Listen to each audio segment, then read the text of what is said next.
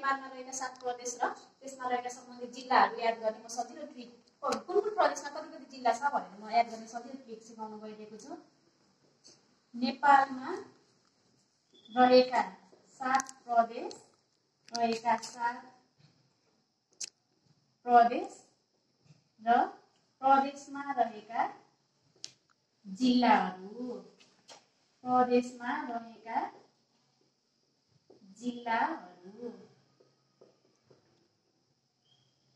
यसलाई याद गर्ने सजिलो ट्रिक छ है त।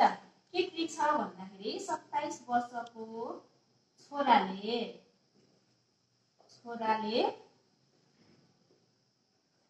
64 वर्षको बुवालाई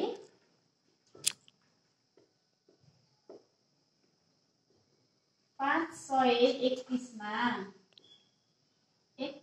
मा टी-शर्ट किन्यो।